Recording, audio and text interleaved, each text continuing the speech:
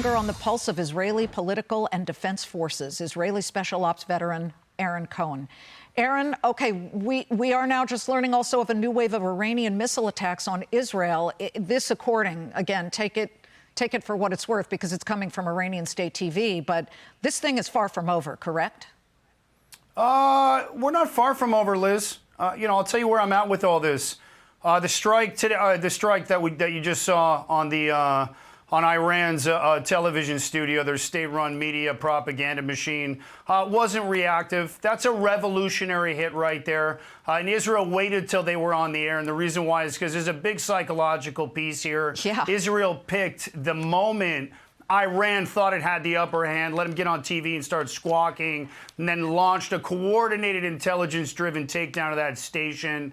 The IDF, just so you're clear, has wiped out a third of Iran's missile capacity in less than 72 hours. This is years in the making, Liz. Mossad teams already operating inside the wire, as we saw in that incredible operation, pre-positioned, intelligence gathering, mapping targets. This is what Israel does best. Intel-driven, preemptive strikes. Nobody does this better than us. And as you said, psychological, we're showing this video where the female broadcaster is reporting live and the bomb hits. She appears to be okay, but man, the background, the backdrop goes out and you got pieces of the ceiling coming down. Psychologically, what has Israel's wiping out of the top echelon of Iranian leadership done? Because in a way, you've got a lot of Iranians who have been praying for this moment, correct? That's right. So here's how I frame it. Israel isn't just fighting a war with Iran. What they're doing right now, Liz, is they're redrawing the entire map of the Middle East. So there's going to be more of these deep strikes. There's going to be more psychological operations, which is a huge piece here. More monster moves that turn Tehran inward. Liz, we're going to play the paranoia game to fracture them and keep driving that fear. And so this is about reshaping who holds the power in the region, proving that Iran's little axis of resistance and their chest beating to Europe can be dismantled within days. And that's how quick this is moving. So what do you think? Because sometimes when there is a void left, and let's just say the Iranian leadership skedaddles and jumps on a boat and ends up in somewhere else, right? And says, well, it seemed like a good idea at the time. Religious tolerance, will that come? Political moderation, take these people into the modern world? Well, it's a good question. I think it's time for a regime change. So I think it's time for the Iranian people to step up. There's a lot at stake here. It's more than just missiles. It's who sets the rules in the region. The problem with the regime, and they might come to the table. Israel will not stop systematically thumping Iran.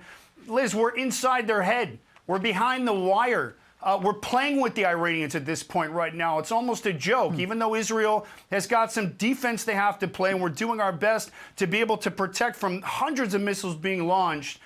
The region is about to see, I believe, a monster paradigm shift. And if Israel keeps doing what it's doing, which it is, targeting surgical, hitting the IRGC where it hurts, and exposing all the vulnerabilities, I'm hoping that's going to make the Iranian people see that the big bad IRGC is weak. They're vulnerable. It's time to stand up and rise. And I think that's what could potentially end up happening here. So my fingers are crossed and I'm pulling for them because the Iranian people deserve better. And I'd like to say something to them, Liz. Mardom Iran, in regime shoma ra garukan gerefte. Vakht azad ast, ma ba shoma hastim. To the people of Iran, the regime has held you hostage, and it is time for your freedom. Israel stands with you. It's time to stand up. Aaron, why, and we know the answer, but I'm going to ask you, why has Israel largely left Iran's oil operations alone, like Karg Island, where so much of the oil is sitting there like a sitting duck, they could easily go after that. Is that simply because they don't want to stabilize the world? And there's also this worrisome question about the Strait of Hormuz. Iran could still do something there. They control part of those waters. They could, who knows, sink a ship there and block the Strait of Hormuz. That is an important choke point through which 80% of the region's oil travels. It's a good question, Liz. I think it may have something to do with the fact that those oil fields are co-owned by various partners, including the United States. I think it's a lot of elements that have ownership stake in that oil. I don't think Israel wants to completely decapitate the oil and the markets shifting throughout the world. And so I think they're trying to be careful. But at the same time, there's other pieces here too, Liz. And I think, look, there's Saudi normalization. I know that that's something that you spoke about in your intro. And they're watching what's happening. And everyone feared that strong Iran. And right now, Israel's doing what even the Americans haven't, which is breaking that regime's power projection in real time. And that's what's really going to shoot the markets up and stabilize the world. And I'm not an economy guy, but that earns quiet respect. And if Israel stays focused and avoids dragging the region into chaos by hitting those fields, I think that it might accelerate those markets. And at the end of the day, it's just about doing what needs to be done to create that paradigm shift, to show the Middle East, hey, it's time to get on board with the Abrams Accord. It's time to get on board with Israel. Yeah. Iran, we're putting them down for you guys. Let's keep this thing moving. But the big bad wolf has now been tamed. Well, let's not forget how important this is to the United States as well. For decades, Iran's proxies, particularly in Lebanon, back in the 80s, when they killed hundreds of Marines, what's going on, obviously, in the Gaza Strip and, of course, the Golan Heights, it's always been this massive agitation. And I think that at some point, it might gel and it might come to fruition that these civilians in all those regions who would love to see peace, I believe, would actually achieve it. In the end, though, Iran is twice the size of Texas and Israel is tiny, like the size of New Jersey. Do you ever get concerned that Israel might run low on manpower? I mean, we've seen the Iron Dome let a few of these missiles in, not intentionally, obviously, but they've been overwhelmed at certain points. How long can they keep up?